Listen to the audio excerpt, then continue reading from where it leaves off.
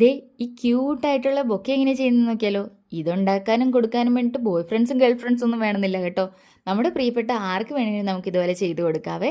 അപ്പം ഞാൻ അതിന് വേണ്ടിയിട്ട് ആദ്യമായിട്ടൊരു ഔട്ട്ലൈൻ സ്കെച്ച് ചെയ്തെടുക്കുന്നുണ്ട് പെൻസിൽ യൂസ് ചെയ്തിട്ട്. ഒരു ബൊക്കയുടെ ഔട്ട്ലൈനാണ് സ്കെച്ച് ചെയ്തെടുത്തത്. അതിനുശേഷം ഞാൻ അതിനെ ഹൈലൈറ്റ് ചെയ്യാൻ വേണ്ടിയിട്ട് ബ്ലാക്ക് കളർ ഇങ്ക് വെച്ചിട്ടാണ് ഹൈലൈറ്റ് ചെയ്യണത്. ഞാനിവിടെ CD മാർക്കറാണ് യൂസ് ചെയ്തത്. നിങ്ങളുടെ കയ്യിൽ എന്താണോ ഉള്ളത്, പെന്നോ സ്കെച്ചോ മാർക്കസോ എന്താ ഉള്ളതെന്ന് വെച്ചാൽ അത് യൂസ് ചെയ്തിട്ട് നമുക്ക് ഇതുപോലെ ഹൈലൈറ്റ് ചെയ്ത് കൊടുക്കാവേ. അപ്പോൾ ഹൈലൈറ്റ് ചെയ്ത് കഴിയുമ്പോൾ തന്നെ ലുക്ക് എന്ന് പറയുന്നത് ഇതാണ് കേട്ടോ. പിന്നെ ഞാൻ അതിന് കളർ ചെയ്ത് കൊടുക്കുന്നുണ്ട്. ഞാൻ ബ്രഷ് പെൻസ് യൂസ് ചെയ്താണ് കളർ ചെയ്ത് കൊടുക്കുന്നത്. ഞാനൊരു ബ്ലൂ തീമിലാണ് ഉദ്ദേശിച്ചത്.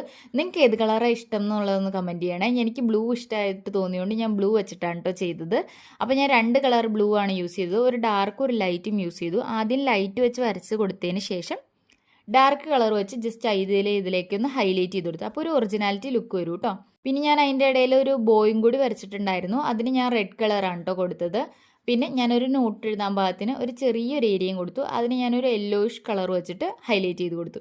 എന്നിട്ട് ഞാൻ അതിൻ്റെ അകത്ത് ജസ്റ്റ് ഐ ലവ് യു എന്ന് എഴുതിയിട്ടുണ്ട്. നിങ്ങൾക്കിപ്പോൾ ഇനി ബർത്ത്ഡേ വിഷസോ അങ്ങനെ എന്തെങ്കിലുമൊക്കെ എഴുതണമെങ്കിൽ അതൊക്കെ എഴുതാം കേട്ടോ. അപ്പോൾ അതനുസരിച്ച് നമുക്ക് എന്തോരം സ്പേസ് വേണോ അതനുസരിച്ച് ആ നോട്ട് എഴുതാനുള്ള ഏരിയ ഇച്ചിരി വലുതാക്കി കൊടുത്താൽ മതിയേ. അപ്പോൾ ഇതേ എന്നിട്ട് ഞാനതിന് സിസേഴ്സ് യൂസ് ചെയ്ത് കട്ട് ചെയ്തെടുത്തു. അപ്പോൾ ഞാനൊരു ചെറിയ വൈറ്റ് ബാക്ക്ഗ്രൗണ്ട് നിൽക്കാൻ പാകത്തിനാണ് കട്ട് ചെയ്തെടുത്തത്. ചേർത്ത് കട്ട് ചെയ്തില്ല കേട്ടോ. പിന്നെ ഞാൻ ബൊക്കയല്ലേ, ബൊക്കയുടെ അകത്ത് ഫ്ലവേഴ്സ് ഇമ്പോർട്ടൻ്റ് അല്ലേ, നമ്മൾ ഫ്ലവേഴ്സ് വെക്കണ്ടേ. അപ്പം ഞാൻ അതിന് വേണ്ടിയിട്ട് ഫ്ലവേഴ്സ് വരച്ചെടുക്കുന്നുണ്ട്. ഞാൻ ജസ്റ്റ് ടുലിപ്സ് പോലത്തെ ഒരു ഫ്ലവറാണ് വരച്ചെടുത്തേക്കുന്നത്. അത് ഞാൻ റെഡ് ആൻഡ് ഗ്രീൻ കളർ കൊടുത്ത് പെയിൻറ് ചെയ്ത് ഔട്ട്ലൈനും സ്കെച്ച് ചെയ്ത് കൊടുക്കുന്നുണ്ട് കേട്ടോ. എന്നിട്ട് ഞാൻ അതിനെ നമ്മൾ ആദ്യം ബൊക്കയ്ക്ക് കട്ട് ചെയ്ത പോലെ തന്നെ വൈറ്റ് ബാക്ക്ഗ്രൗണ്ട് ചെറുതായി നിൽക്കാൻ പാകത്തിന് കട്ട് ചെയ്തെടുത്തു.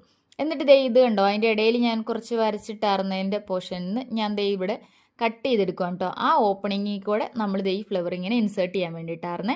അപ്പം ഞാനീ പറയുന്നതിനേക്കാളും നല്ല ക്ലിയർ ആയിട്ട് നിങ്ങൾക്ക് വീഡിയോ നോക്കുമ്പോൾ മനസ്സിലാവും കേട്ടോ. അപ്പോൾ അങ്ങനെ നോക്കിയിട്ട് ചെയ്യണേ. അപ്പോൾ ദേ ഇതാണ് നമ്മുടെ ഫൈനൽ ഔട്ട്കം വരുന്നത്. ഭയങ്കര ക്യൂട്ടാണ്. ഇത്തിരിയേ ഉള്ളൂ, നമുക്ക് നമ്മുടെ പ്രിയപ്പെട്ടവർക്കെല്ലാം ഗിഫ്റ്റ് ചെയ്യാവേ. അപ്പോൾ അത്രയേ ഉള്ളൂ ഇന്നത്തേക്ക്. Bye bye. ഇഷ്ടപ്പെട്ടാൽ ലൈക്ക് ചെയ്യാനും സബ്സ്ക്രൈബ് ചെയ്യാനും മറന്നു പോകരുതേ.